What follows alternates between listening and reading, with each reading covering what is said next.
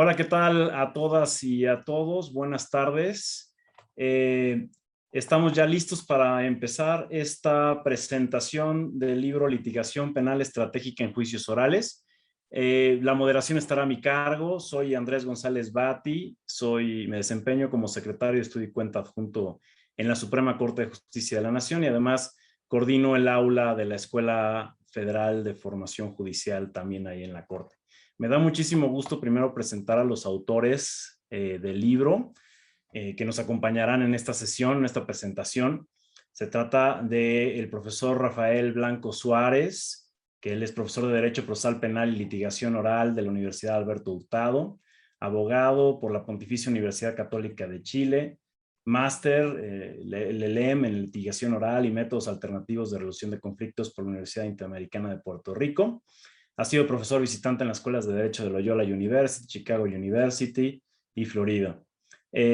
Además, es profesor en cursos de litigación en American University, en la Universidad Católica de Uruguay y consultor del Banco Interamericano de Desarrollo, del Banco Mundial, de Agencias de Cooperación de Estados Unidos y España y del Centro de Estudios de Justicia de las Américas.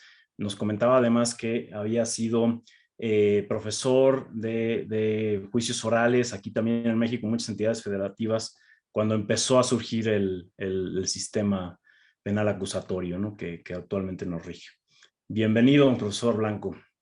Después también está con nosotros el abogado Mauricio de Cap Fernández, que es abogado litigante en materia penal y de familia, profesor de Derecho Procesal Penal y Litigación Oral en materia penal, laboral y de familia de la Facultad de Derecho de la Universidad Alberto Hurtado, máster en Litigación Oral y Métodos Alternativos de Resolución de Conflictos, también por la Universidad Interamericana de Puerto Rico, y se ha desempeñado como abogado integrante de la Corte de Apelaciones de Santiago de Chile.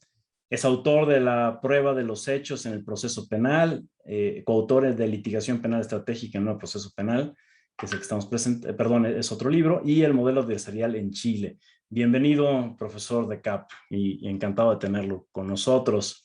También está el profesor Leonardo Moreno Holman, que es director del Departamento de Derecho Procesal de la Facultad de Derecho de la Universidad Alberto Hurtado en Chile y profesor de Derecho Procesal Penal y Litigación Oral en materia penal, laboral y de familia. Es abogado por la Universidad Diego Portales, máster en Litigación Oral y Métodos Alternativos de Resolución de Conflictos en la Universidad Interamericana de Puerto Rico, postulado en Gerencia Social y Políticas Públicas, Derechos Humanos, Derecho Procesal Penal, Negociación y Litigación Oral. Ha sido consultor senior del Centro de Estudios de Justicia de las Américas y autor de Teoría del Caso. Bienvenido, profesor Moreno. Y por último también nos acompaña el profesor doctor Hugo Rojas Corral, que es doctor en Sociología por la Universidad de Oxford, máster en Derecho, Antropología y Sociedad por la London School of Economics, es magíster en Gerencia y Políticas Públicas por la Universidad Adolfo Ibáñez y profesor de Sociología del Derecho y director del Departamento de Ciencias del Derecho de la Facultad de Derecho de la Universidad Alberto Hurtado. Profesor adjunto en el Instituto de Ciencia Política de la Pontificia Universidad Católica de Chile, investigador del Instituto Milenio para la Investigación en Violencia y Democracia, y además del Programa Interdisciplinar de Investigación en Memoria y Derechos Humanos de la Universidad Alberto Hurtado. Bienvenido, doctor, y además amigo y digamos colega en un periodo de estudios, ¿no? Bienvenido a esta presentación. Y pues también tenemos el honor del panel de lujo que nos acompaña, en donde está la maestra Erika Yasmín Zárate Villa, que es licenciada en Derecho por el ITAM y además licenciada en Ciencia Política por la Universidad Nacional Autónoma de México. Realizó la maestría en Derecho Procesal Constitucional en la Universidad Panamericana y la maestría en Sistema Penal Acusatorio en INDEPAC.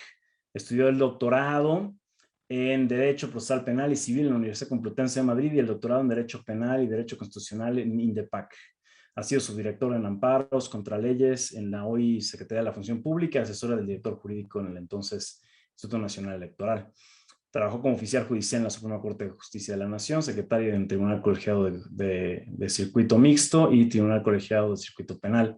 Y actualmente se desempeña como secretaria de Estudio y Cuenta Adjunta en la ponencia del ministro Javier Lainez Potisek en la Suprema Corte de Justicia de la Nación. Y además ha impartido diversos cursos en el propio instituto, ahora escuela judicial, en el ITAM y en la Escuela Libre de Derecho. Muchas gracias, bienvenida, maestra. Gracias por estar aquí. También está la maestra Mariana Gil Bartomeu, que es abogada y maestra en Derecho por la Universidad Nacional Autónoma de México, así como especialista en Sistema Penal Acusatorio por la Escuela Libre de Derecho, y ha dedicado su carrera profesional al litigio de asuntos relacionados con la defensa de derechos de niñas, niños y adolescentes, lo que ha hecho principalmente desde la Oficina de Defensoría de los Derechos de la Infancia, AC, donde trabaja desde 2012. Además, ha fungido como consultora experta para diversas organizaciones nacionales e internacionales en temas de niñez, género, corrupción e inclusión. Y es profesora de la Facultad de Derecho de la UNAM y de la Universidad Iberoamericana. Bienvenida, maestra Gil. Encantado de tenerla en este panel. Está también con nosotros el magistrado Horacio Hernández Orozco, que es licenciado en Derecho por la Escuela Libre de Derecho en la Ciudad de México. Cuenta con diversas maestrías en Ciencias Penales y Derecho Procesal Constitucional. Participado como docente en múltiples universidades y dentro del Poder Judicial de la Federación inició su carrera como oficial judicial, designado juez de distrito en el segundo concurso interno de posición para la designación de jueces de distrito y fue nombrado magistrado de circuito en agosto de 2000. Bienvenido, magistrado, gracias por estar con nosotros. Y luego está el maestro Leopoldo Ángeles González, que es maestro en juicios orales del Sistema Penal Acusatorio por el Colegio de Especialidades Jurídicas en Monterrey y es licenciado en Derecho por la Facultad Libre de Derecho en Monterrey. Ha participado en diversos programas en la Universidad Estatal de Arizona y en la Escuela de Gobierno del TEC de Monterrey, así como en la Facultad de Derecho de la Universidad de Georgetown. Ha sido postulante desde el año 2000, especializado en litigio penal desde el 2006 y impartido asignaturas relacionadas con la materia penal en la Facultad Libre de Derecho de Monterrey. Ha colaborado con el World Justice Project y participó en la elaboración del Índice de Estado de Derecho en México. También está involucrado en distintos proyectos de evaluación de habilidades de agente del Ministerio Público con el Centro de Estudios sobre Enseñanza y Aprendizaje del Derecho ACE. Pues bienvenidos y bienvenidas todos. Me gustaría, primero que nada, darle la palabra al magistrado Horacio Hernández y a Mariana Gil para preguntarles, un poco qué es la litigación estratégica, por qué es importante esta litigación estratégica y si nos pueden decir también como desde su propia experiencia, qué metodologías, ¿no?, utilizan ustedes para esta litigación. Si quieren empezamos con la maestra Gil y después, la idea es que sea como una discusión, entonces siéntanse con la libertad de pues poder decir, bueno, a ver, yo creo que es esto o esto otro, pero si quieres empezamos con usted, maestra Gil, y adelante. Gracias. Buenas tardes, gracias por la invitación. Bueno, pues en mi experiencia, tener una estrategia en los juicios en donde normalmente soy asesora jurídica es indispensable, pues, bueno, por un lado, llevamos muchos casos en este sistema, desgraciadamente, y por otro lado también no está siendo tan concentrado como se quisiera. Las audiencias pasan a veces tiempos entre una y otra, ¿no? A veces tal vez una vinculación al proceso y llegar a juicio pasan 2 o 3 años. Entonces, si no tenemos una estrategia o una teoría del caso muy bien armada con objetivos, puede ser que cada vez que veas el caso un poco es como volver a empezar, ¿no? Y genera, pues sí, pues puede afectar mucho tanto a tu trabajo como a las personas que representas.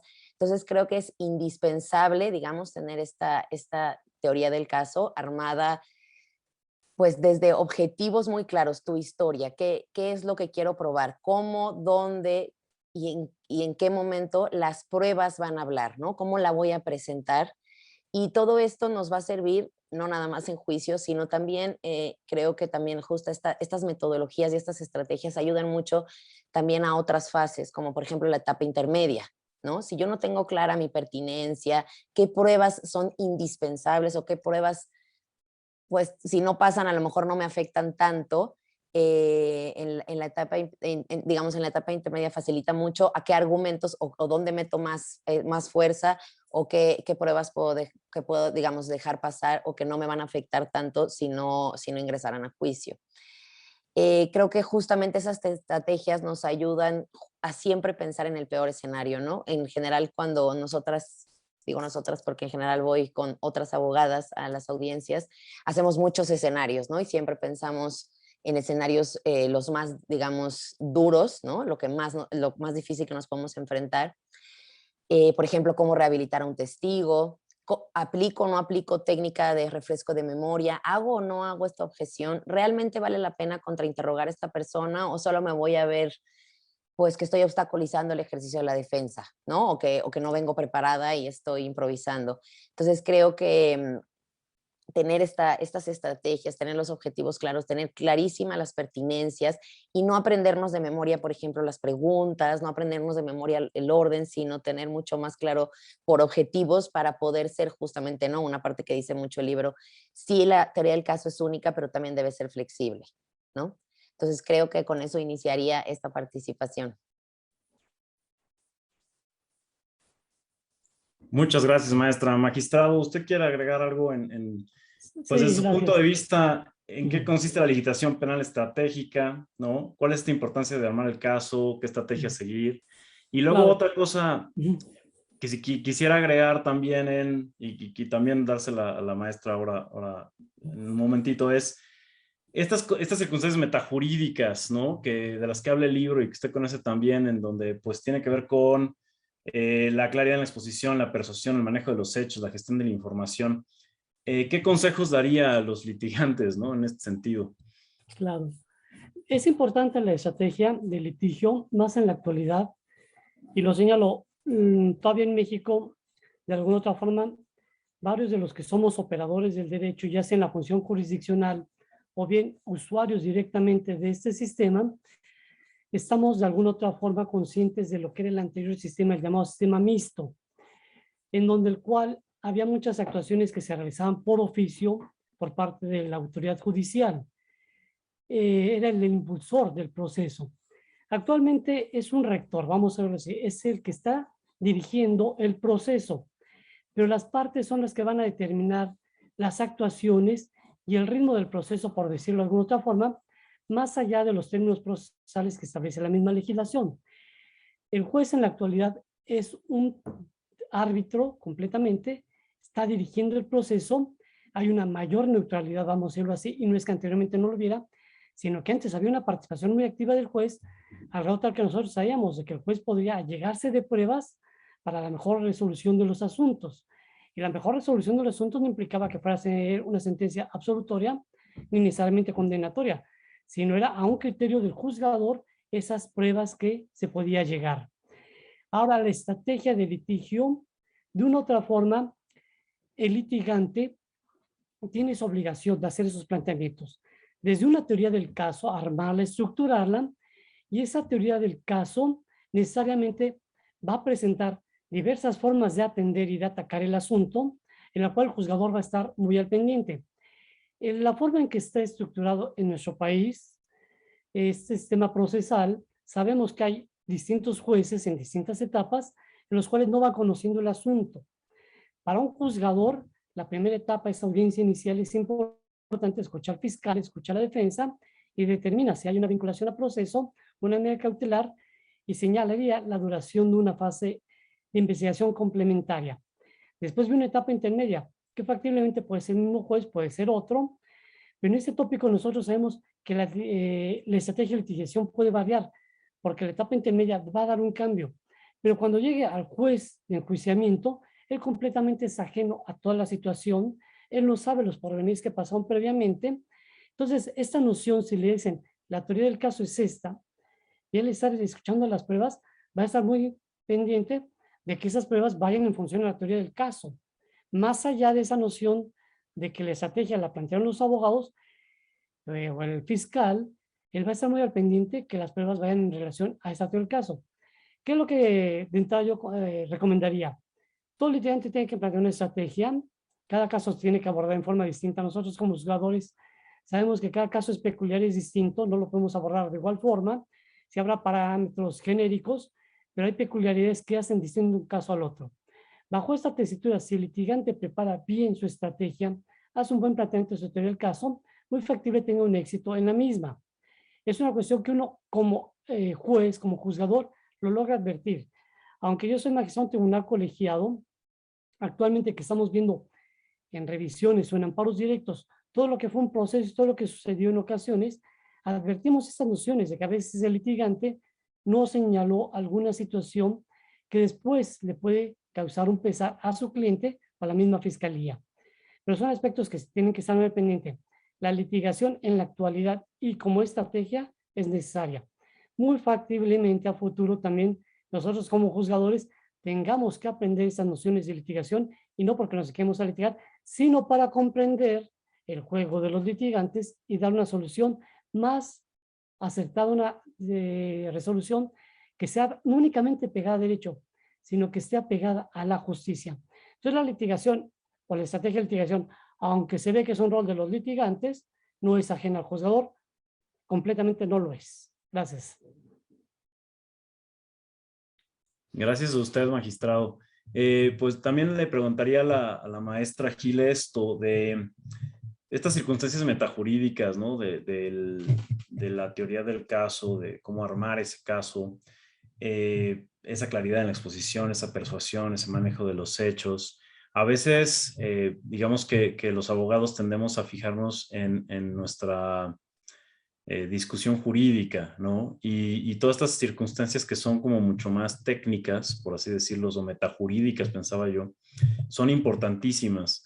¿Podría señalar esta importancia? ¿Por qué es tan importante, pues la estrategia, ¿no? Que no tiene que ver tanto con el conocimiento de la ley o de la jurisprudencia, sino también del manejo del proceso, ¿no? Y del caso. Sí, creo que tiene que ver un poco con lo que platicábamos al inicio de si tú conoces bien tu caso y sabes qué quieres que diga cada prueba, creo que justo estas circunstancias metajurídicas se van a ir dando, ¿no?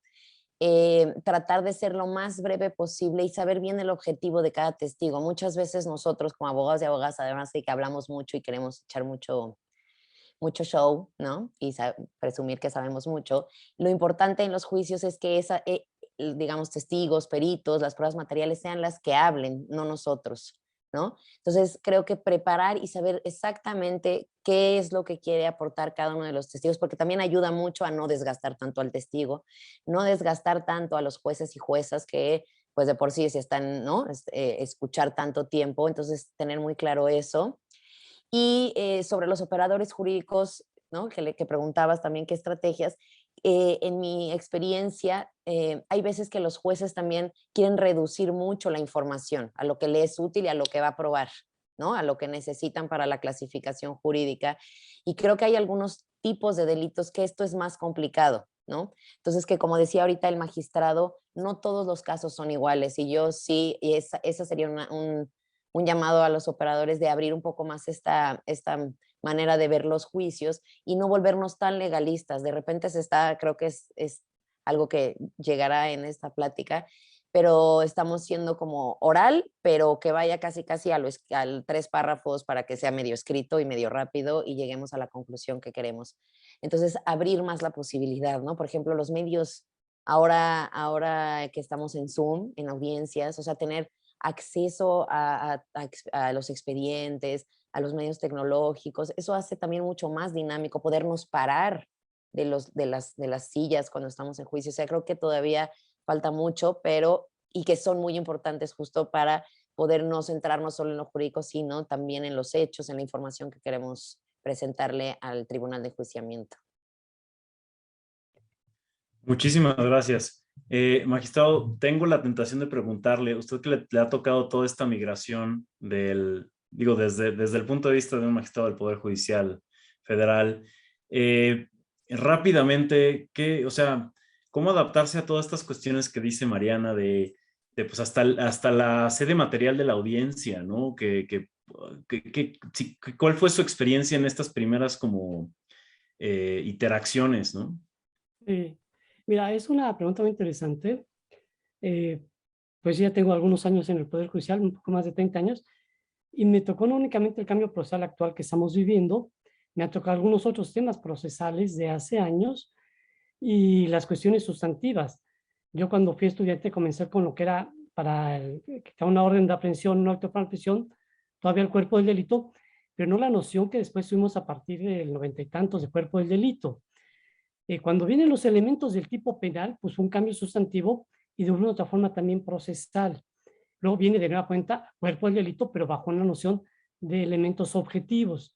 Entonces son situaciones que nos van tocando los cambios de la legislación. Sabemos que el derecho es activo, que el derecho es mutante, que el derecho no es una noción estática.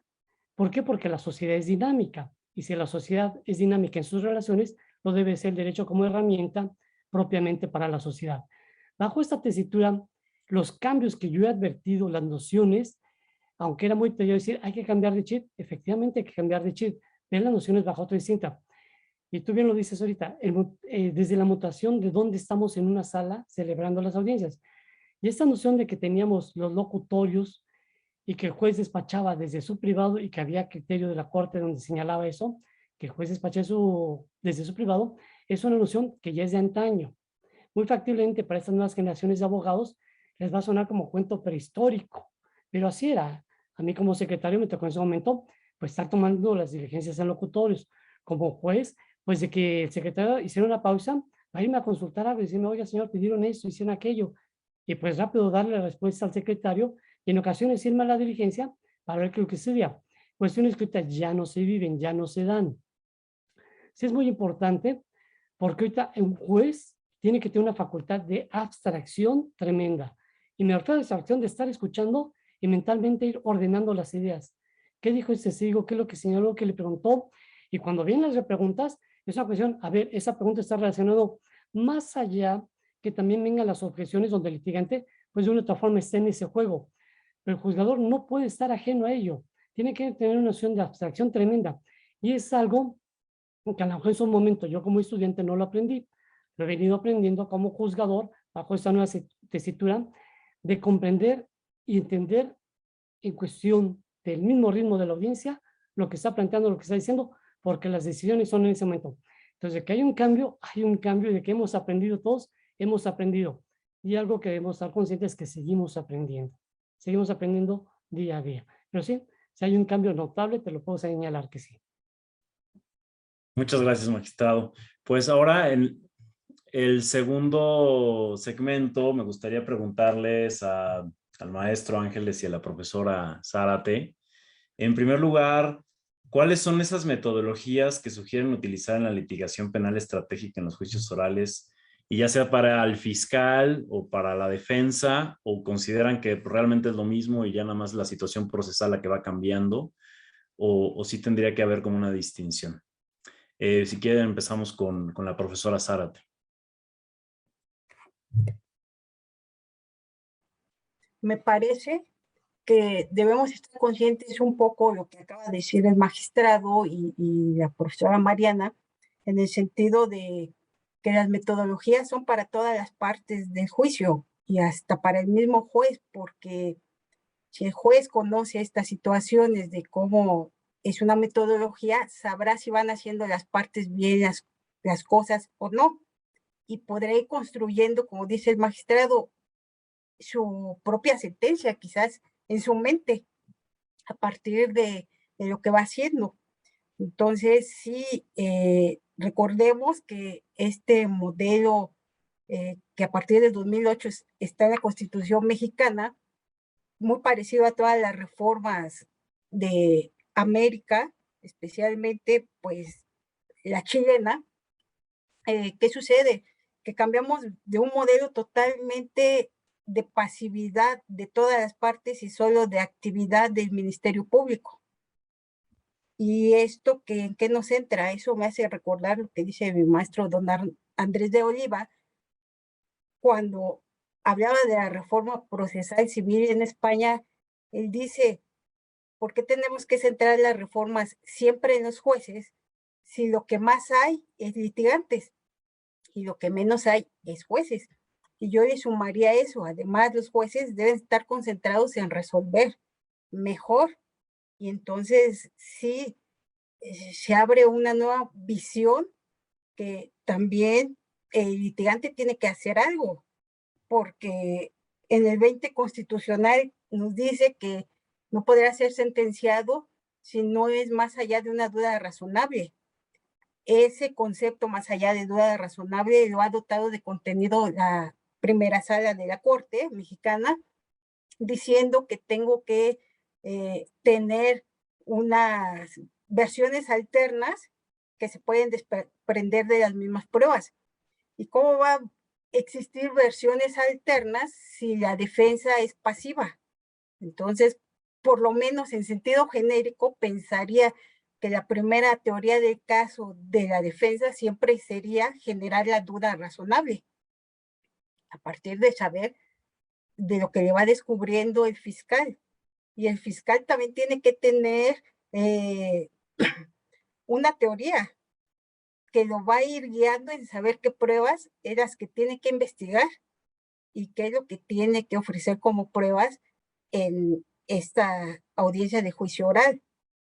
Y también para qué va a servir esto, pues porque aquí tenemos al gran olvidado que había sido antes de la reforma constitucional del 2008, la víctima, que como entiendo la profesora Mariana es asesora de las víctimas, y entonces eso es un gran papel porque la víctima ya no depende del Ministerio Público. La víctima tiene también su papel que desarrollar en el proceso. La víctima también puede investigar, la víctima puede proponer pruebas y tiene su asesor jurídico, que es un derecho en el 20 constitucional a ejercer esa debido, que se le respete el debido proceso. Entonces, como vemos, esto es importante para todas las partes. Ahora yo me permitiría, sin que me pregunte, pero decir que ojo con estas situaciones, porque estamos esperando el nuevo Código Nacional de Procedimientos Civiles, donde también va a ser una tendencia de la modalidad de la oralidad. Entonces, este libro, que por cierto, debo mencionar que es una versión mejorada, porque hace 15 años este libro sale, ¿no? Entonces, los que tenemos estudiando estas situaciones, pues hemos visto que han cambiado los libros. Este libro se inscribe en la tradición, por ejemplo, del libro del profesor Dulce, de la profesora Leticia Lorenzo también, de litigación, y estos libros son una metodología que deberían ser libros de texto en las licenciaturas, porque es lamentable ver que todavía hay personas que dicen que las licenciaturas no les enseñan esto, y no estoy hablando de los que ya somos mayores, estoy hablando de las personas que egresan cuando este sistema en México, por lo menos desde 2016, ya está en todo el país, porque tuvimos una transformación paulatina entre 2008 y 2016. Pero también me da gusto saber que sí ha servido este tipo de libros para la mejora del litigante, porque a mí me tocó conocer como secretaria de tribunal una jurisdicción en el Estado de México, que fue de las primeras de tener el sistema acusatorio antes incluso que la Ciudad de México, y sí conocí cómo evolucionaron esos litigantes. Evolucionó en algo, permítame decirlo, tan simple como que leían en las audiencias o querían dictar, como muchos aprendimos cuando ibas a un juzgado y decías como que estabas dictando al mecanógrafo del juzgado. Y esto ha evolucionado. Ya los litigantes no solo se interesan por saber estas técnicas en cuanto a postura corporal, a cómo hablar, se interesan más en una metodología de estructurar las ideas y de saber qué es lo que tienen que probar. También me atrevería a decir, pues, como que sí es una metodología indispensable, pero eso no nos va a dejar de que tengamos que obligarnos a saber teoría del delito, razonamiento probatorio, derecho constitucional y jurisprudencias. Si bien no voy a ir a leerlas, sí tengo que dominar esto, porque esta es una metodología simplemente, como la metodología de cuando hago un pastel. Pero si yo no sé de repostería francesa, por mucho que lea la metodología de cómo hacer bolillos, no voy a poder hacer un crème brûlée. Entonces esto es importante que lo destaquemos para que no quedamos en falsos dilemas, como que la oralidad va a mejorar el sistema de justicia. No, la oralidad es algo bueno, pero pero el sistema de justicia se mejora por otras circunstancias. Entonces esto para mí es muy importante que recalcado, subrayado, que lo tengamos en cuenta, porque como lo anunciaba la abogada Mariana, este sistema no es de improvisación. Yo no puedo ir a una audiencia sin saber qué va a suceder, qué es lo que necesito probar. Por más inteligente, audaz y conocedor que sea del derecho, necesito preparar cada audiencia. Lo mismo, pues en las pláticas que tengo con jueces, pues los jueces también preparan y saber de qué va a tratar. Entonces, insisto, a ellos también les sirve esa metodología. Y yo me atrevería a decir, además la propia primera sala, pues obliga a que se haga esto, porque la primera sala tiene un amparo directo que el magistrado pues conoce bastante bien, porque tuve el honor de trabajar con él. La situación es que lo que yo no alegué en una etapa del proceso penal, yo no lo puedo ir a alegar al amparo directo.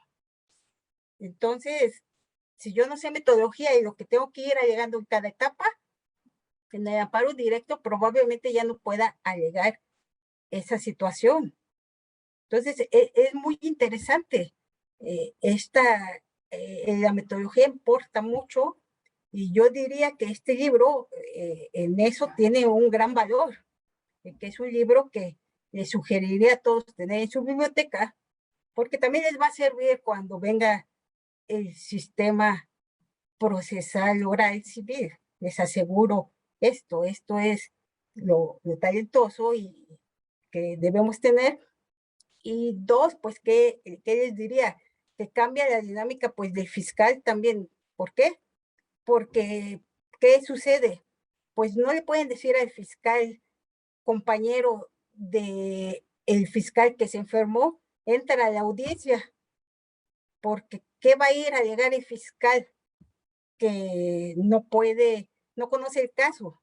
¿Cómo va a ser su metodología en ese momento? Y eso es lamentable muchamente.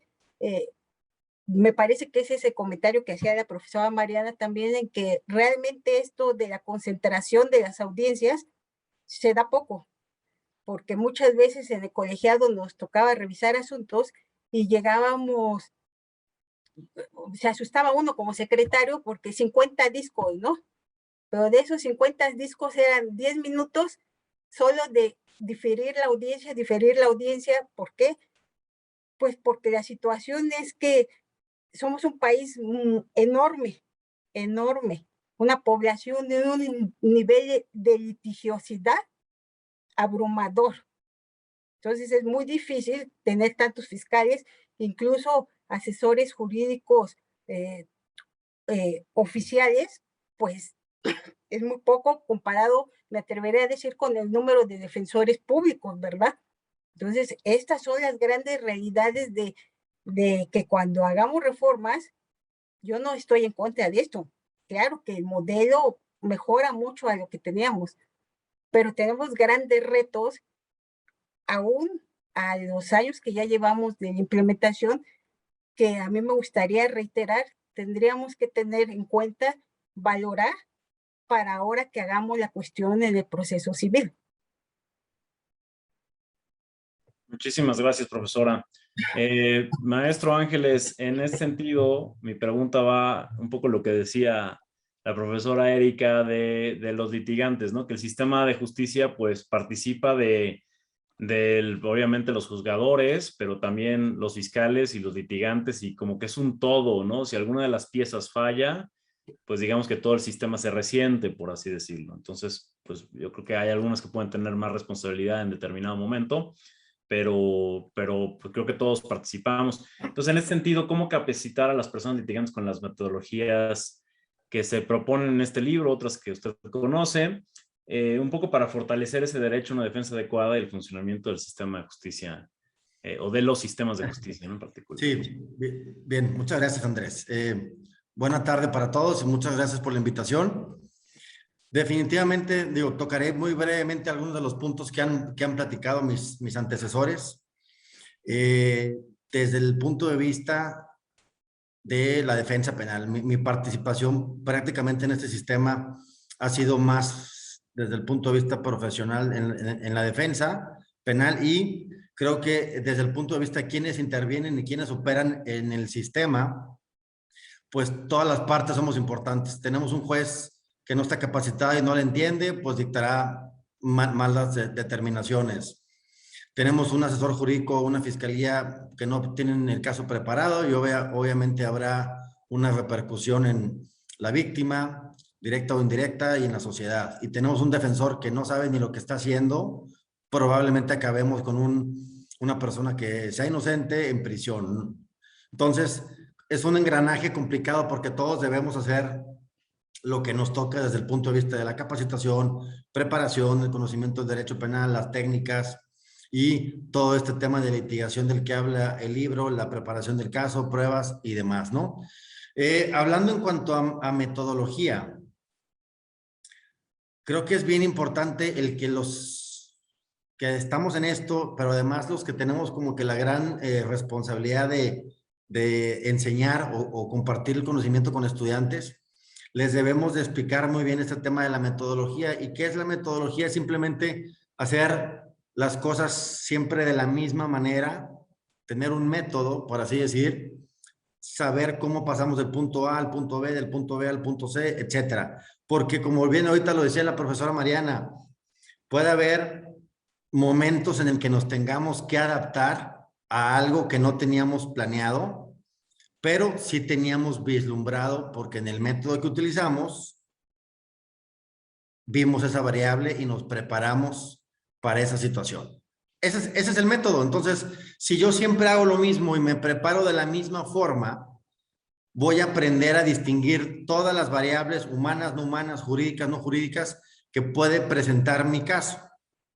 Y entonces, estar listo para esa situación que me suceda y adaptarme a ese punto que tal vez no pensé que fuera a pasar, pero aunque no pensé que fuera a pasar, lo tenía vislumbrado, ¿no? Entonces, desde el punto de la vista de la defensa es indispensable, digo, de todas las partes lo es.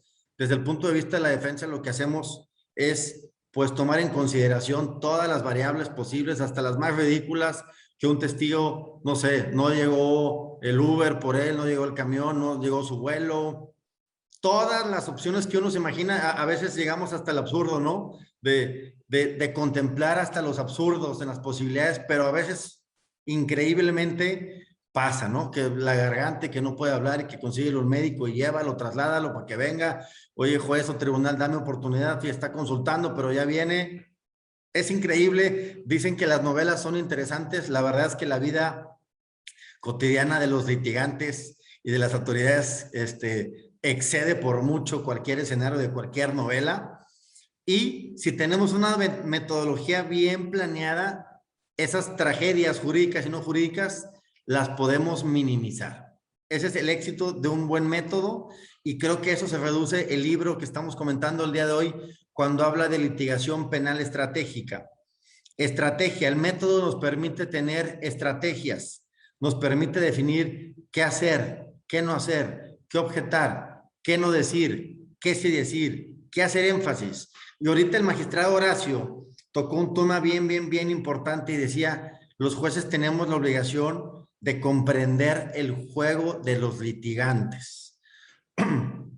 Si los litigantes no tenemos la habilidad de litigación suficiente, de transmitir al final lo que quisimos hacer a lo largo de las etapas del juicio, de la audiencia, el juez se va a quedar pensando, bueno, ¿y por qué hacía tanto énfasis en esto en su contraexamen, en la defensa? ¿O por qué me hizo mucho énfasis en esto? ¿O por qué al principio de su intervención inicial me dijo esto y ahorita ya no lo tomo en cuenta? Y los jueces los dejamos, en lugar de que tengan la idea clara de lo que quisimos hacer, los dejamos mucho más complicados, ¿no? Y ahorita de por sí es difícil escuchar todo, entender las dos posturas, adaptarnos a lo que van diciendo los testigos, y todos los abogados le pegamos o queremos que el tribunal sea el mago de la justicia y ordene todo para que llegue al punto que quiero llegar, pues va a ser imposible, ¿no? Entonces, creo que parte de este libro, de muchos de los puntos que toma en cuanto a la litigación penal estratégica, es simplemente tener método, hacer siempre lo mismo, fiscalía, asesoría jurídica, defensa, y saber a qué punto vamos a llegar y cómo lo vamos a hacer con todas, absolutamente todas las variables que se nos puedan presentar. Hablaban ahorita de los medios tecnológicos y de cómo migramos a las audiencias en Teams o en Zoom o en Webex, si son federales.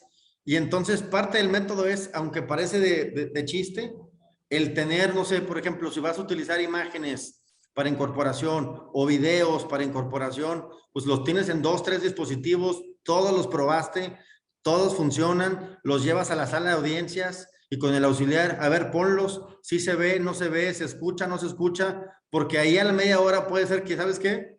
No funciona, ¿y ahora qué haces?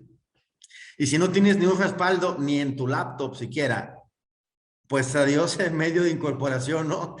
Entonces, hasta eso nos hemos tenido que acostumbrar de la pandemia para acá en cómo migrar a las audiencias en línea y a cómo no tener cansados a nuestros jueces, que de por sí están complicados con la carga de trabajo. Y la idea de los litigantes, todas las partes, es hacer su vida más sencilla, contando buenas historias, probando buenas historias en juicio, para que su trabajo sea mucho más sencillo y no que les compliquemos la existencia de por sí ya tediosamente en una computadora y demás, ¿no? Entonces, creo que el método, Andrés, engloba ahora todo. Los alumnos a veces no dimensionan la complejidad del litigio ahora. Tal vez dicen, no, me está bien padre, si yo hablo súper bien, todo el mundo siempre lo convenzo, yo soy el que habla de mis amigos. Pues esa es una mínima parte, ¿no? Con todo lo demás que tenemos que saber, y que bueno, libros como el que comentamos ahora nos ayudan, definitivamente trae mucha información muy avanzada en comparación con otros libros de hace algunos años y definitivamente es un material que yo como maestro creo que puedo capitalizar muy bien con los estudiantes, transmitir mucha de la información que viene ahí y nos ayuda no nomás a los abogados litigantes ni a los operadores, nos ayuda a los maestros y la intención es que entre todos logremos que también los estudiantes vengan con esta información para que cuando pasen de la escuela o de la academia a la práctica, pues no sea un brinco ahí abismal entre lo que viste en clase y lo que pasa en las audiencias de verdad, ¿no? Sí, muchísimas gracias. En ese sentido, quizá habría que sugerirles a los autores para su siguiente edición que incorporen las técnicas de las audiencias remotas, ¿verdad? Porque eso es todo un asunto novedosísimo que nos cayó de sopetón y que desde luego que tiene sus implicaciones en esto. Me gustaría preguntarles al excelente panel que tenemos, preguntas relacionadas con la evidencia y con las pruebas, ¿no? Por ejemplo, estas conexiones entre, estábamos acostumbrados en el sistema anterior a presentar, ¿no? Y simplemente como que el desahogo era distinto. En una estrategia, ¿no? Como la que propone el libro para litigación penal, ¿qué procedimiento seguir para mejorar la fiabilidad de la prueba documental y material, ¿no? Y cómo mejorar también el examen y contraexamen de peritos y testigos. La verdad es que esta pregunta como que se ligaría con una que ya va más dirigida a la profesora Erika, al magistrado Orozco, pero mientras tanto, Hernández Orozco, perdón, y mientras tanto la primera se las haría a la maestra Mariana y a Leopoldo, ¿no? Esto pues de la evidencia y de lo que tiene que ver con el examen y contraexamen. No sé si empiezo yo. Adelante, Mariana, gracias. Bueno, a mí me parecería fundamental, pero bueno, sé que ahorita a lo mejor ya estamos en juicio, pero me parecería fundamental que tanto policías y servicios periciales grabara todas sus intervenciones. O sea, creo que sería bueno, en un país donde hay tantas violaciones a derechos humanos, donde hay tantas irregularidades y demás, creo que sería fundamental tener esos equipos. Bueno, tener equipo, que los primeros respondientes por lo menos tengan guantes y un lacito, ¿no? Pero bueno, ya yendo hacia un poco lo que nos enfrentamos en la práctica, creo que también tenemos que quitarnos un poco, tanto las fiscalías como los jueces, la formalidad que tratan de meter en las cadenas de custodia. Porque un poco lo que decía el magistrado hace un momento, o sea, la verdad es lo que queremos llegar es saber qué fue lo que pasó, no si lo que pasó estuvo bien tomado o no.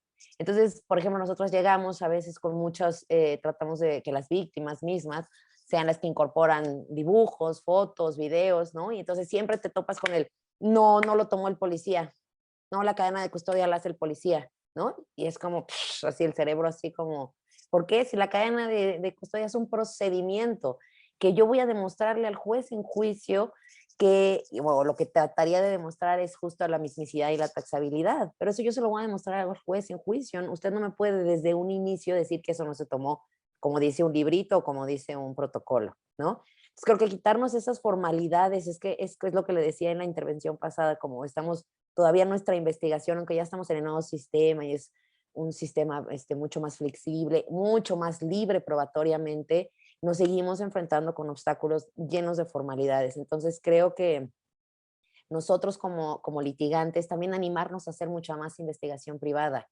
¿no? También llegas con tu entrevista privada y el MP, no la tengo que hacer yo. No, pero ¿por qué? ¿No? Entonces, litigar más eso para que también se hagan precedentes.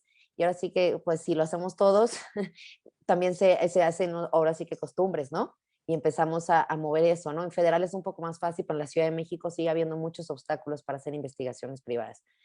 Entonces, creo que sí, como litigantes, hacerlo más, cómo mejorar, digamos, estas pruebas documentales y materiales.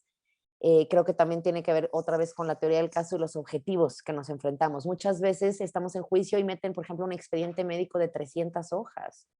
Estamos así 10 horas después todos, ¿no? Entonces, ¿qué quiero probar con ese expediente? Que era una medicina que tomó, pues incorpora esa parte del expediente y lo incorpora a lo mejor con un médico, no con el director del hospital que mandó el oficio, ¿no? Y que realmente pues ni vio al paciente. Entonces, creo que también nosotros, justo con una parte, de verdad, es nuestro caso, estamos defendiendo la libertad de alguien o estamos defendiendo el acceso a la justicia a las víctimas.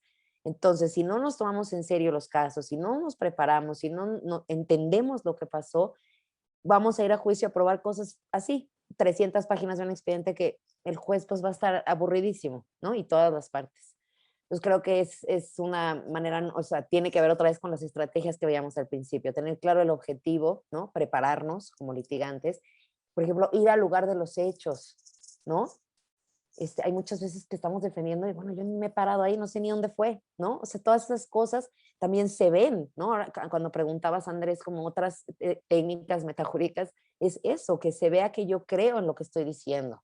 Yo me paré ahí, yo vi que no se podía ver desde ese lugar, ¿no? Eso también genera, y pues sí, persuasión en el tribunal de enjuiciamiento. Gracias. No, de nada, a ti. Adelante, Leopoldo. Sí, creo que coincido en muchísimas cosas con la maestra Mariana. Creo que gran parte de estos problemas que tenemos de exceso de formalidad se pueden eliminar si las partes, fiscalía, asesoría jurídica y defensa, obráramos siempre de buena fe, lealtad y buena fe. Eliminamos un montón de formalidades totalmente innecesarias, ¿no? El tema es que muchas veces es como que la contraparte, para no decir nombres, pero generalmente la fiscalía piensa que, híjole, es que si la defensa me ofrece un acuerdo probatorio o algo así, ¿por qué será? No, ¿sabes qué? No, ¿sabes qué? Sí. Y empieza esta desconfianza cuando debe ser totalmente opuesto, ¿no? Yo confío en ti, tú confías en mí, yo no te quedo mal, porque si te quedo mal una vez no vuelves a confiar en mí nunca. Entonces, eso puede eliminar muchísima formalidad.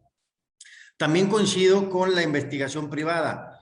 Nosotros aquí en la oficina, la verdad sí nos hemos clavado un poco más en el tema de la investigación privada. Tenemos ya un equipo de peritos que nos apoyan en las investigaciones, pero muchas veces nos topamos con pared con la fiscalía que a veces no entiende el tema de la investigación privada y es como que, oh, ¿cómo que tu perito? ¿Y cómo que tu cadena de custodia privada? ¿No le hizo la policía? No, ¿cómo? Y bueno, explícales, pero lo que hemos aprendido a hacer últimamente es Cuando hacemos descubrimiento probatorio en la etapa intermedia, entregamos toda la documentación, todos los informes periciales de las partes y entregamos cadenas de custodias de dónde obtuvimos los videos, cómo los obtuvimos y demás. Y bueno, ya será papel de la fiscalía poder demostrar que el video está alterado, está editado, etcétera y demás, ¿no? Pero les entregamos, por ejemplo, si descargamos información de los grabadores de DVDs de cámaras de circuito cerrado, entregamos los videos en el formato original que los bajamos del grabador para que vean que no están alterados los videos. Y bueno,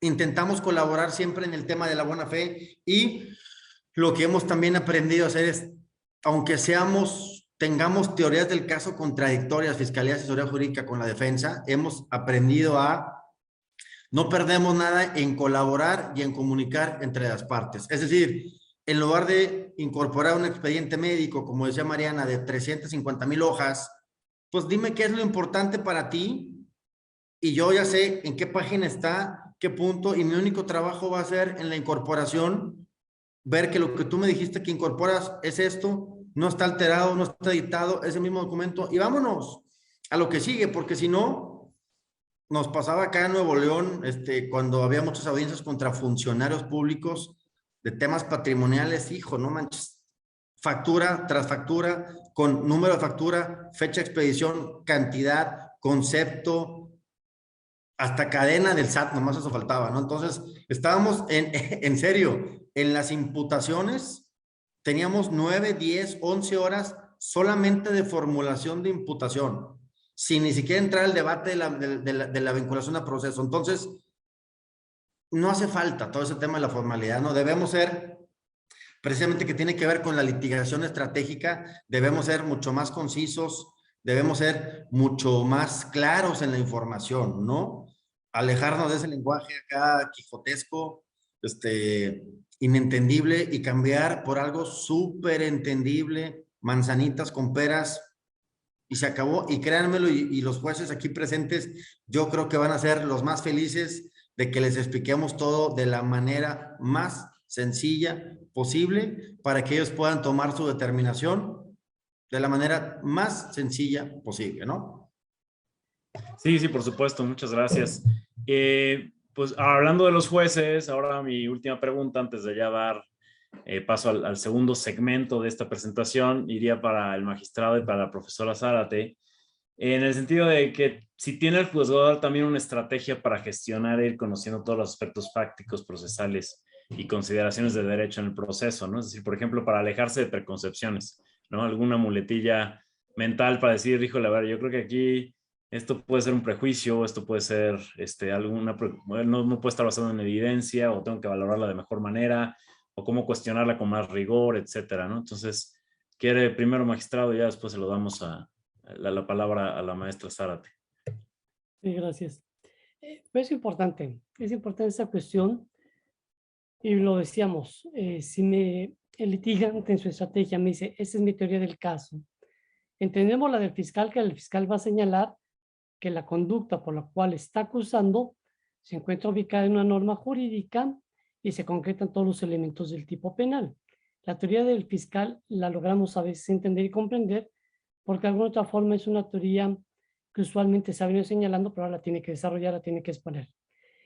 Donde viene la variante es en la defensa y a veces en la asesoría jurídica, como se plantean aquí. Y si nosotros escuchamos la teoría del caso, dada en ese discurso de apertura, por señalarlo así, si es que estamos en la etapa de juicio, y advertimos esta moción, será bueno, dejando a un lado el fiscal, vemos a la defensa y a la asesoría que dicen, me está hablando que sí, que efectivamente el cliente, el acusado, privó de la vida a una persona, pero la defensa señala que fue en defensa propia. Entonces, bajo esta tesitura, pues uno como juez dice, bueno, lo que van a probar es que hubo una defensa propia. Entonces, estaremos al pendiente de los testigos, de alguna otra cuestión, o que la causa de la muerte no fue originada por un golpe que le haya dado a la víctima, sino fue otro aspecto. Cuestiones que estamos ahí. Este tópico sí te va creando una noción de cómo entender el asunto. Y eso no es malo, al contrario, pues tú te vas creando una preconcepción de lo que factiblemente va a suceder en el desarrollo de la diligencia conforme a las pruebas que se presentan. El punto es cuando, y eso es lo negativo, que es estos prejuicios, Me decían, ah, ¿cómo va a ser cierto que fue en defensa propia? Ah, me están mintiendo. No, no, no, no. Y ya, lo que me digan me están mintiendo, eso es un hecho. Esas mociones que a veces los juzgadores pensamos que los testigos van a mentir, que el fiscal está mintiendo, que la defensa está ocultando algo, cuestiones así, son esos prejuicios que los tenemos que quitar. Tenemos que ser abiertos a las teorías del caso. En el anterior sistema, digamos, se agradecía como juzgador que las conclusiones, los escritos fueran breves, concisos, redactados de una forma clara, porque bueno, no era lo mismo leer 300 hojas cuando las series se sentarían en 5 o 6 páginas, y lo agradecíamos. Sucede lo mismo en la actualidad. Si me dicen concretamente cuál es la teoría del caso, qué es lo que se pretende probar, en uno como juzgador, y ya pone la atención sobre lo que va a suceder. Y quitar los prejuicios, esos prejuicios diciendo, no, esa teoría no va a funcionar, eso no, está mal, ¿cómo cree? Eso es lo que uno debe de dejar a un lado, dejar a un lado. ¿Por qué? Porque estas mociones van a hacer que pierdas la objetividad en el análisis de las pruebas de entrada.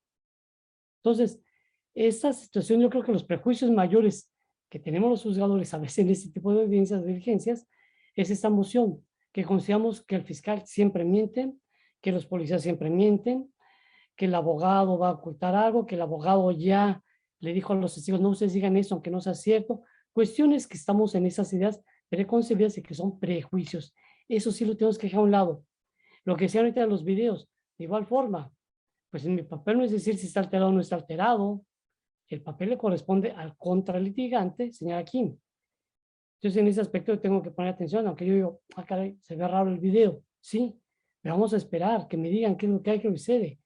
Y si dice, sí, efectivamente, juez, se ve raro porque pasó esto, etcétera. Bueno, yo no va a tener la noción de determinar si se acreditó una cuestión, algunos puntos sobre pues, ciertas circunstancias que estén dadas. Pero de entrada, como juzgador, quitarte los prejuicios que se tienen tradicionalmente de que todo el mundo miente, todo el mundo engaña. No.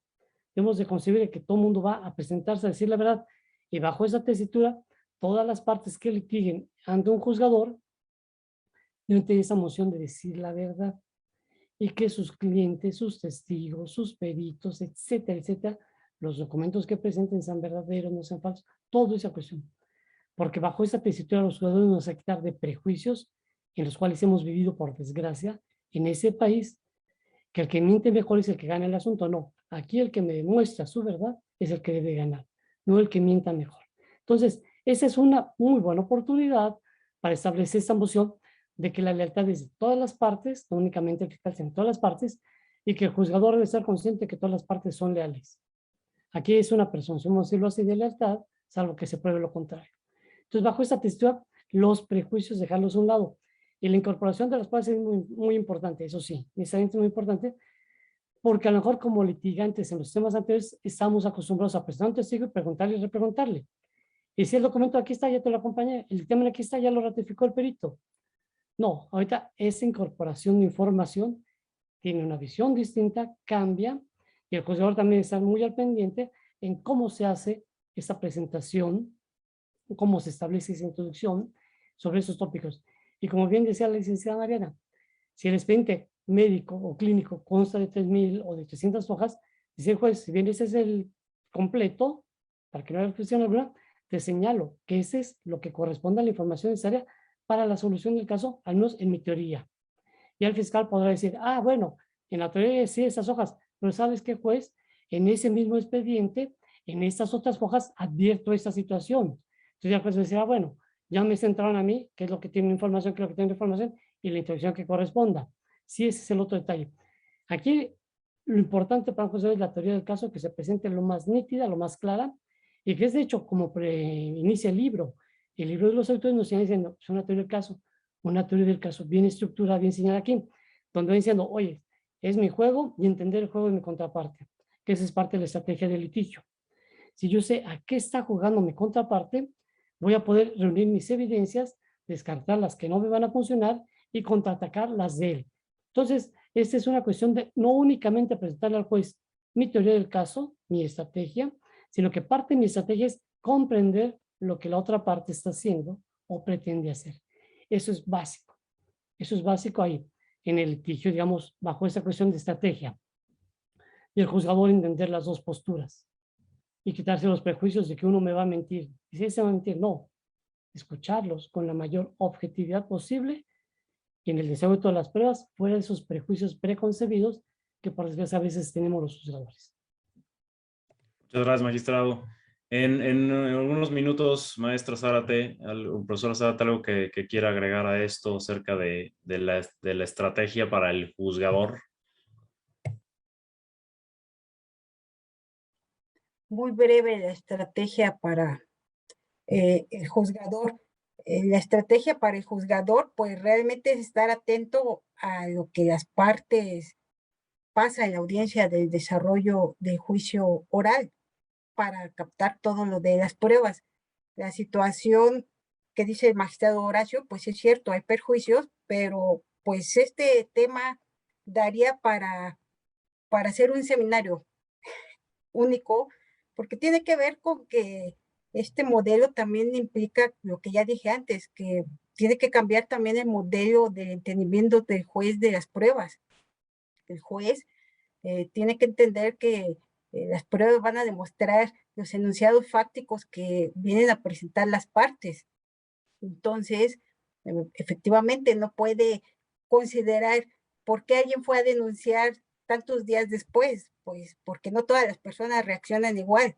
Es decir, yo opinaría que tendríamos que matizar aquello que se llama las máximas de experiencia del juzgador, que porque ya resolvió 200 casos así, todos tienen que ser iguales. No, tendrá que ser de acuerdo a lo que las partes les vayan a presentar.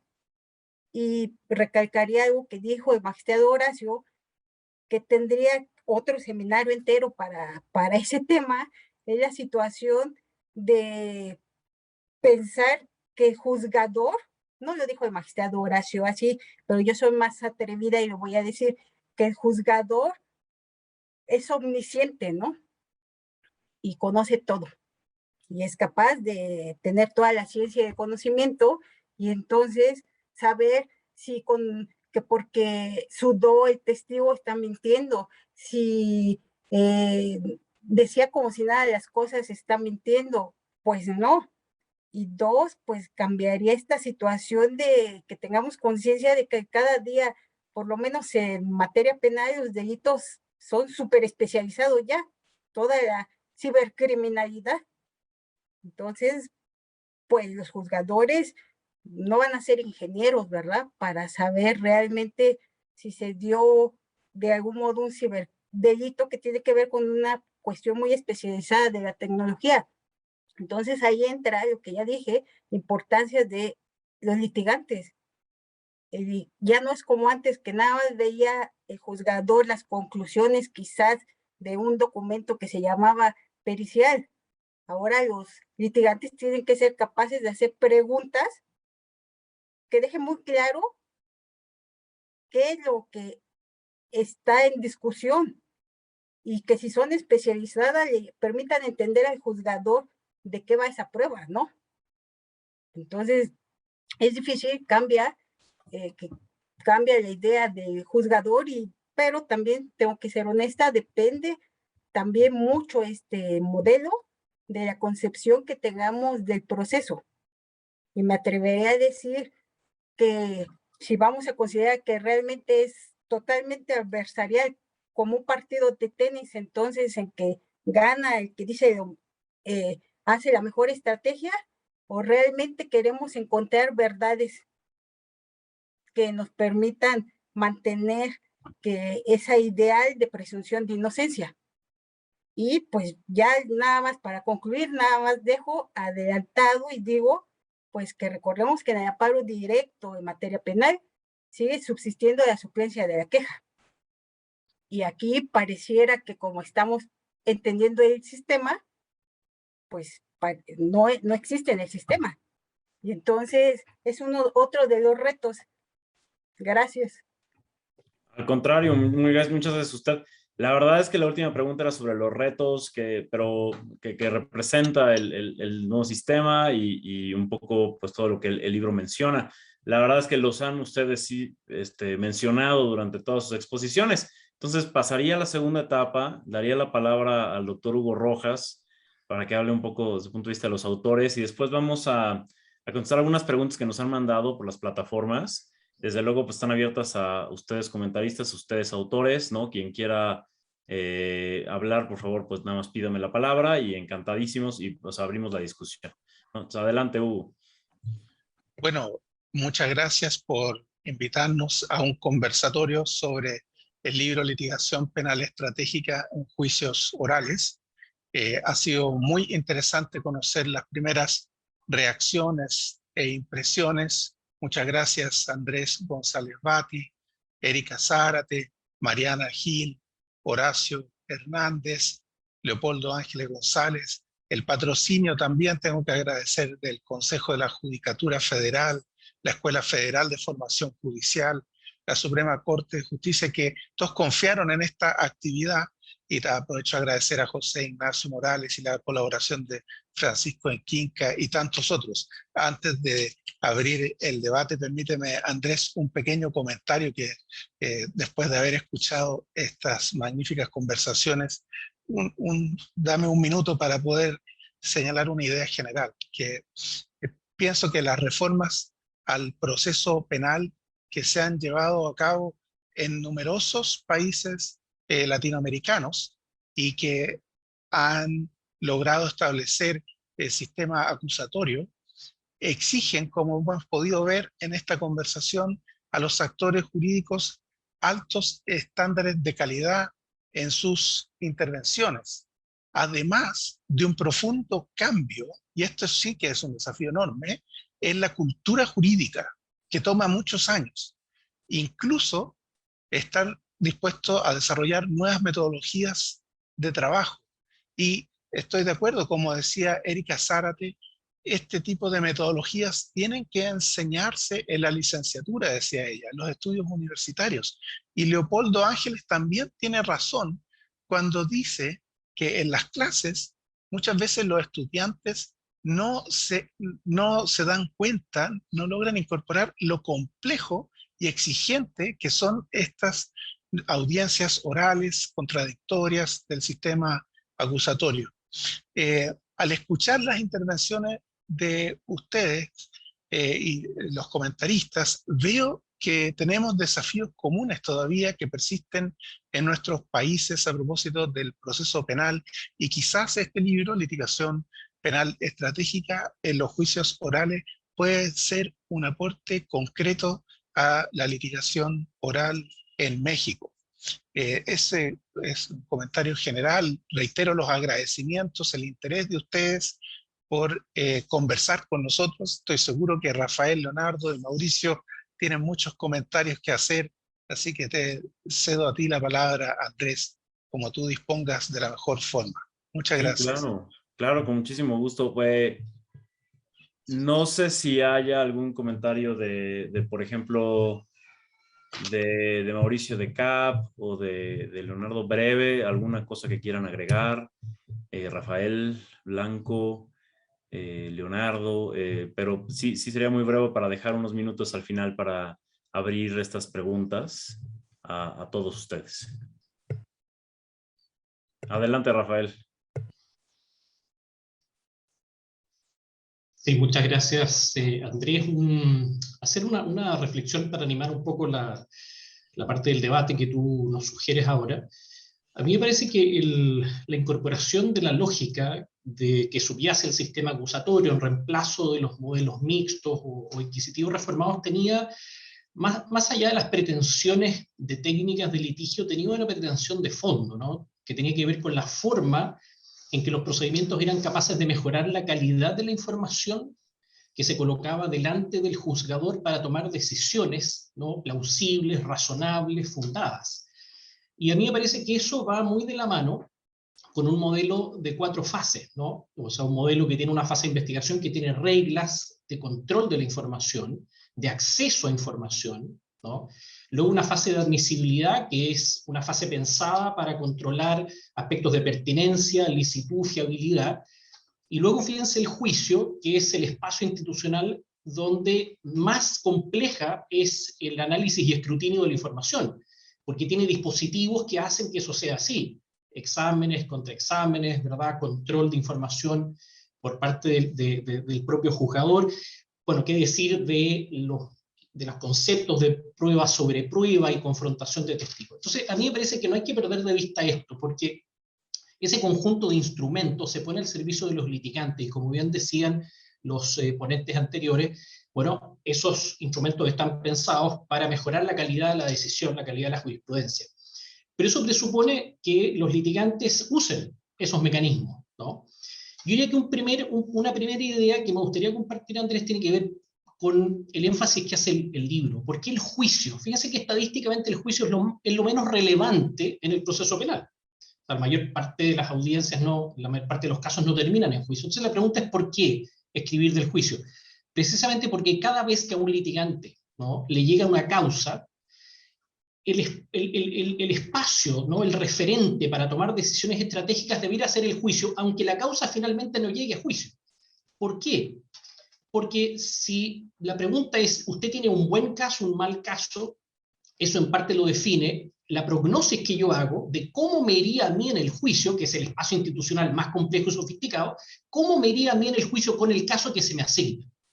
Y eso va definiendo opciones estratégicas, ¿no? Por ejemplo, la legitimidad de las salidas alternativas tiene mucho que ver con ese análisis de probabilidad de resultado exitoso o de fracaso en el juicio de la causa que yo tengo. Entonces, a mí me parece que el espacio del juicio se ve como un referente obligado en la toma de decisiones estratégicas de las personas.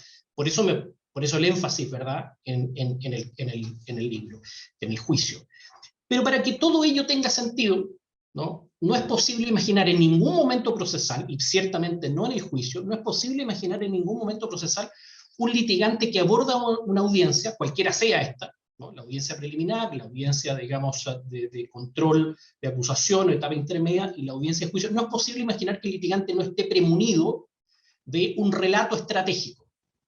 Y ese relato estratégico que representa los intereses, ¿verdad?, de la parte que litiga, y que presenta en el fondo mi explicación acerca de lo que ocurrió, la versión estratégica del litigante, tiene un conjunto de componentes que el libro intenta, digamos, explicitar. Una versión única, autosuficiente, verosímil, simple y capaz de integrar todos los elementos de la teoría jurídica. Ahí tienen 5 o 6 características que nosotros en el libro nos encargamos de explicitar.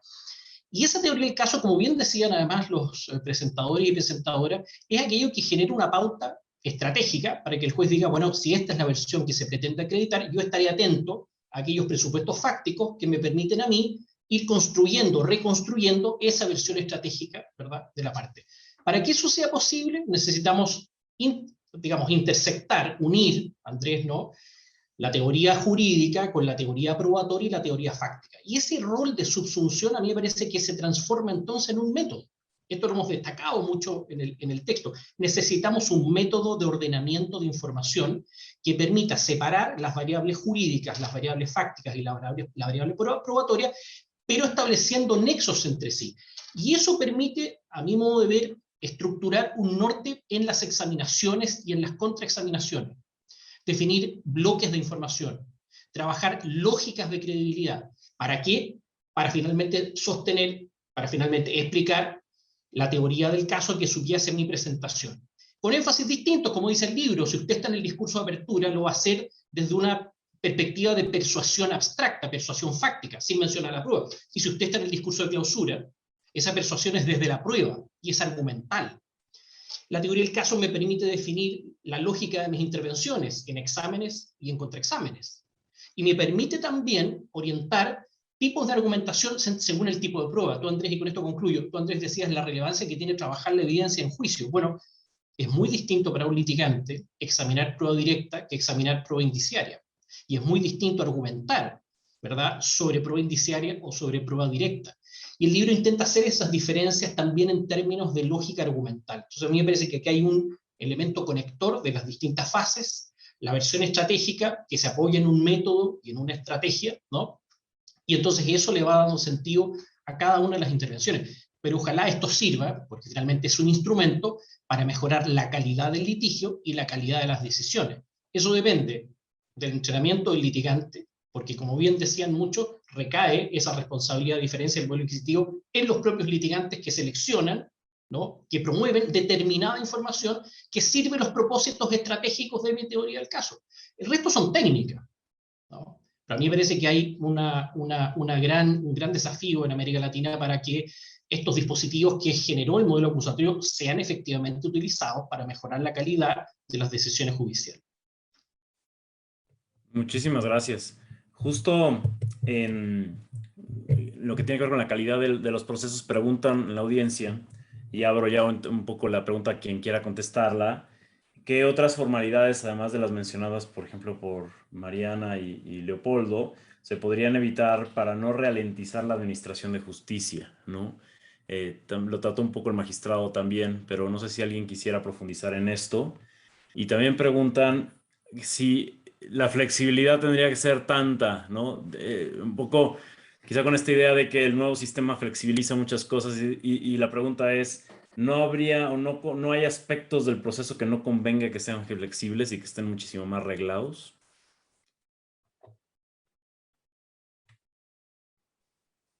Bueno, yo diría nada más, mientras sea Adelante. lícito y legal, creo que sí debería de haber la mayor flexibilidad, sobre todo tanto para investigar y también yo decía mucho en el momento del juicio. O sea, si estás muy, o sea, esta formalidad hasta de estar sentado, cómo se habla, cómo se dirige a las personas. O sea, creo que sí, mientras no afecte la verdad y lo que tenemos que probar, y como decía el magistrado, pues estemos todos en buena fe y tratemos de ser respetuosos, creo que tendría que ser lo más flexible posible.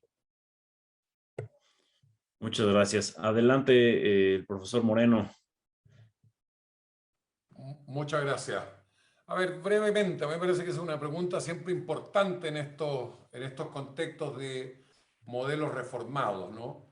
A mí me parece que no hay respuestas de regla. El problema es que los abogados estamos acostumbrados a que todo lo solucione un artículo, y eso es una pésima forma de solucionar los problemas jurídicos.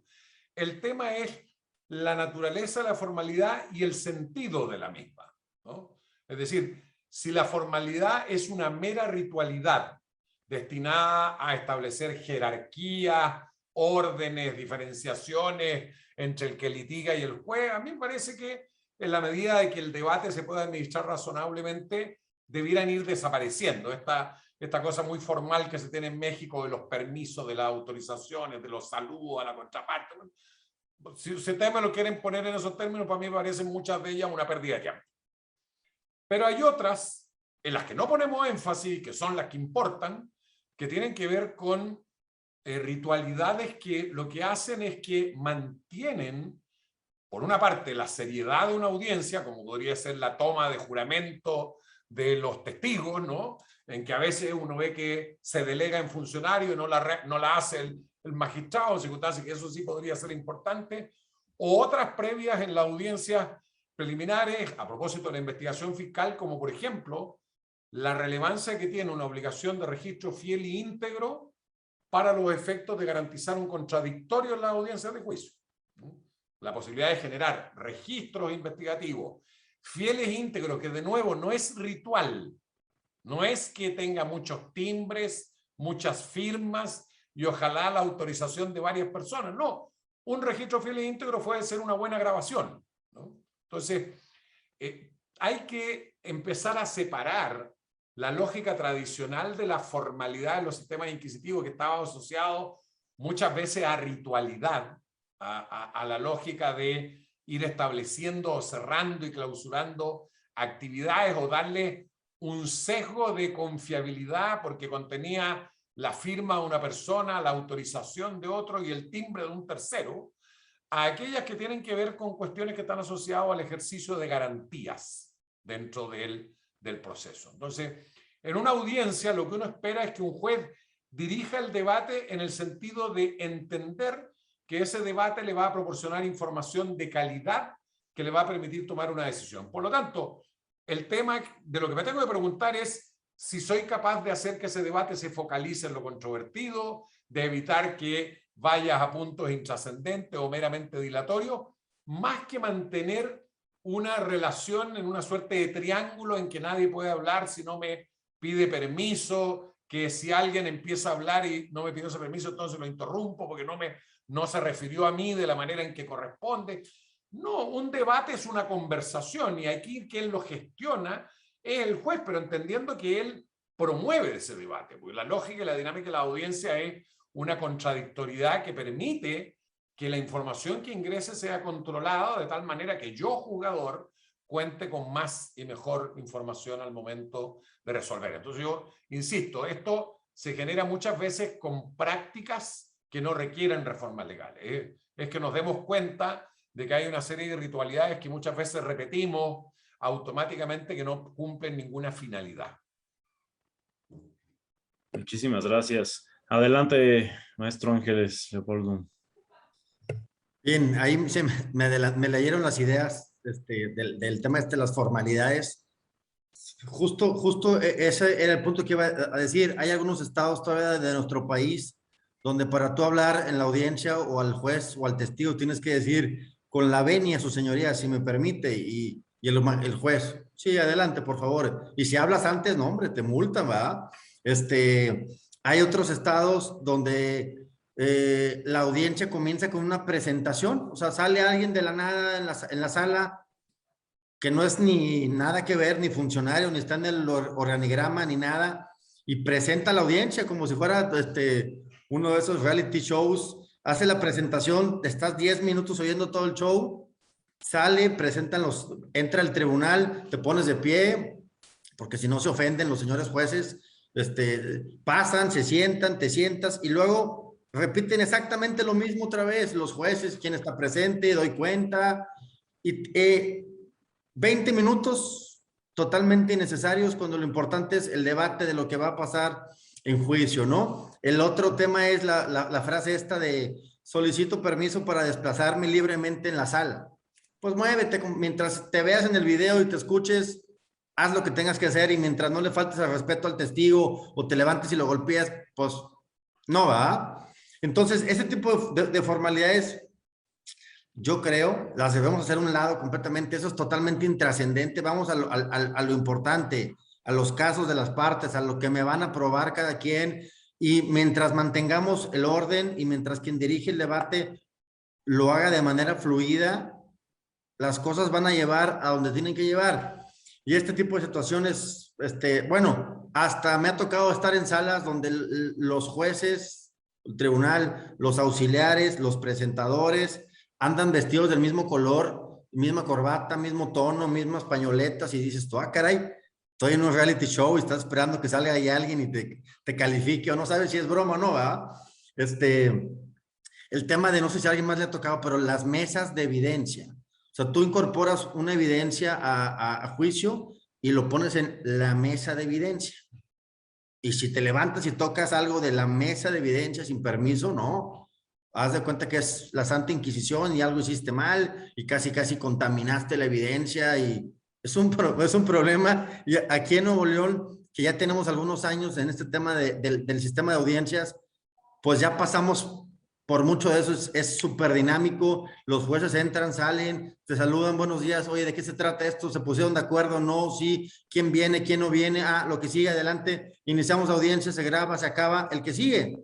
Ya hay estados donde te tardas más en todo este filtro de pasar, llegar, sentarte e iniciar, para que no haya absolutamente nada, y demás. Y esas son las tipos de cosas que creo que podemos hacer completamente a un lado, y enfocar el tiempo de los jueces y de las partes en el debate que se tiene que hacer y vamos a avanzar muchísimo más ágil a lo importante, ¿no? Al tema de la impartición y de la búsqueda de justicia y demás.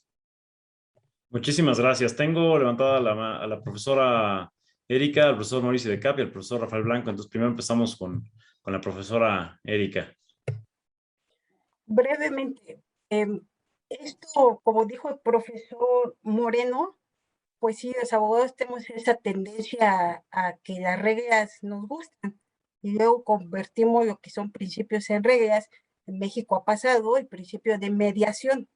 Cuando empezó la pandemia, recuerdo que todos los foros que se hacían a través de Zoom eran concentrados en la inmediación, que qué iba a pasar con la inmediación, casi sagrada inmediación. Bueno, pues la inmediación sirve para que se ejerza el contradictorio. si la vas a hacer por Zoom, no necesariamente va a romperse la mediación. Y entonces es esa situación de que tenemos tendencia a esta situación de que nos da una falsa seguridad la formalidad, pensamos, ¿no? También la pregunta que hacían de público es ¿cómo voy a saber aquello que hace menos formal, pero sin romper las reglas? Pues lo que sucede es que eso va a depender del caso concreto. Por eso a mí me gusta pensar que el debido proceso no son reglas, son estándares en que los voy a interpretar de acuerdo a lo que sucedió en la dinámica propia. Y por eso en inmediación, pues, si el Zoom permite que el juez escucha al testigo, porque tenemos que entender otras cosas, quiere escucharlo, y es que no voy a ver cómo reacciona. Bueno, es que eso no es tan trascendente, porque tú vas a valorar de otra manera a ese testigo. Entonces, me parece que eso es lo que tenemos que entender del modelo, que son, sí, unas cuestiones que se tienen que cumplir, que se llama debido proceso, y nosotros lo tenemos muy claro en el 20, como decía la profesora Mariana, la cadena custodia, sí, por Dios, pero si el objeto material no le ha pasado nada, bueno, si no está en la bolsita sellada, no va a suceder nada. Si es un objeto que no se contamine, pues no va a suceder nada si no llenaron el formulario exactamente. Cosa muy distinta es que si voy a custodiar el disco duro en un cibercrimen, que necesito una bolsa especializada para que no se altere el contenido del disco duro. Ahí es distinto. Entonces creo que eso tenemos que empezar a entender más, que el debido proceso no son reglas, son estándares que tenemos que evaluar en cada caso concreto si se ha dado la violación a ese o no. Entonces eso pues creo que lo tenemos que recalcar. Gracias. Gracias a usted. Adelante, profesor de CAP. Sí, muchas gracias por la invitación y estamos muy contentos de poder compartir en esta instancia, ¿verdad? Y con todos los ponentes que nos acompañan. La verdad que a propósito de esta suerte de debate que se ha armado entre los problemas de la formalidad y cuánta formalidad o cuánto menos, me parece que todos los que han intervenido apuntan a que no nos perdamos, que todos los problemas de forma no nos olviden de los debates de fondo, que es precisamente lo que nos debiera preocupar. Y desde esa perspectiva creo yo que el libro de litigación penal estratégica precisamente aporta un tremendo contenido desde el punto de vista de la teoría del caso y cómo somos capaces efectivamente de armar una visión desde el punto de vista de cada litigante que sirva para los efectos de incorporar la mejor información posible que vaya en coherencia con esa visión. De manera que de allí efectivamente el juez pueda recoger esa información para lograr la mejor decisión posible. Y en esa perspectiva, me parece que este debate relativo a las formalidades, si muchos y pocos, la verdad es que debiéramos decir las formalidades que permitan que el juicio se desarrolle en la perspectiva de que cada litigante aporte de la mejor manera posible la información que requiere el juez para adoptar la mejor decisión. Por ahí, la verdad que creo que uno puede encontrar algunas cuestiones que en este sentido el libro precisamente se encarga de dejar bastante insumo para los efectos de que cada uno de los intervinientes pueda recoger lo mejor posible para enfrentar cada uno de los casos, y desde esa perspectiva creo que podemos encontrar allí lo que podemos aportar para los efectos de que el desempeño de cada uno de los que intervengan en un juicio sea el mejor posible. Claro. Adelante, profesor Rafael Blanco, y contigo cerramos, Rafael. Sí, a ver, dos cosas distintas, Andrés. A mí me parece que, claro, en América Latina nos precedió modelos de litigación penal fuertemente ritualizados, burocratizados y formalizados. Y los modelos acusatorios tendieron a reaccionar frente a eso, pero claro, en América Latina tenemos experiencias donde la desritualización termina afectando muchas veces también derechos de garantía, y en ese sentido quiero retomar algo que señalaba muy bien el profesor Moreno. El sentido de la ritualidad está pensada en función de los derechos y la garantía. Y voy a poner esto como ejemplo que se me ocurre muy nítido. Los registros de una investigación no están para sustituir la prueba, por eso es que los códigos hablan de antecedentes por oposición a la prueba, o datos de prueba por oposición a la prueba o evidencia que se rinde en juicio. Pero los registros, fíjense, son la base material sobre la cual los jueces toman muchas decisiones en la fase de investigación. Por lo mismo es que esos registros tienen que ser fiables, tienen que ser íntegros, tienen que ser confiables, porque a pretexto de que la oralidad va a venir a reemplazar esas viejas prácticas burocráticas, termina destruyéndose información relevante sobre la cual los litigantes toman decisiones y sobre la cual los jueces adoptan y fundamentan sus propias resoluciones. Pero fíjense que hay una segunda lógica que subyace a los registros, y que el registro es la base sobre la cual se justifica la pertinencia de la prueba. Piensen ustedes, ¿no? Piensen ustedes cuando la Fiscalía presenta una prueba. Si la Fiscalía presentase una prueba y esa prueba no está en los registros de la investigación, eso inmediatamente nos lleva a pensar en dos opciones. O se ha ocultado o destruido material probatorio, o estamos en el otro extremo en una prueba nueva, que tendría que el fiscal justificar. Entonces, el registro está pensado como un mecanismo de protección de derechos y garantías, conocimiento oportuno de la prueba de cargo, posibilidad de buscar evidencia de descargo para hacer frente a la información que obra en los registros. Ahí tenemos una base material sobre la cual los jueces debieran trabajar para decir si acepta o no acepta, en fase de admisibilidad, la información que la Fiscalía pretende incorporar a juicio. Pero si esa información no está en los registros, el registro no opera como un mecanismo burocrático, opera como un mecanismo de confirmación de que la información estuvo disponible para el resto de los intervinientes. Eso es lo que debería llevar a un tribunal a decir, mire, señor fiscal, si la información que usted pretende llevar a juicio, independiente de que sea un testigo, digamos, un documento, si no está en el registro, no puede ingresar. Y hay una segunda razón subyacente. Si la información que pretendo ingresar a juicio no tiene un registro de respaldo, ¿cómo realizo la confrontación en juicio? En otras palabras, si me dicen, mi testigo es Pedro Pérez, ¿dónde está el registro de esa declaración previa en la Fiscalía? No existe. ¿Cómo confronto a Pedro Pérez en juicio? ¿Cómo uso los dispositivos de confrontación si la información previa no existe? Ahí hay un ejemplo, me parece a mí, donde la ritualidad no es ociosa, cumple una función de garantía. Dime opción de un segundo ejemplo. Los puntos de prueba. Fíjense, muchos códigos latinoamericanos, ¿no?, hablan de la necesidad de que el litigante que presenta a un testigo para efectos del juicio indique para qué va a declarar. El punto de prueba a alguien le podría resultar una cuestión burocrática u ociosa. Permítanme rectificar ese punto de vista.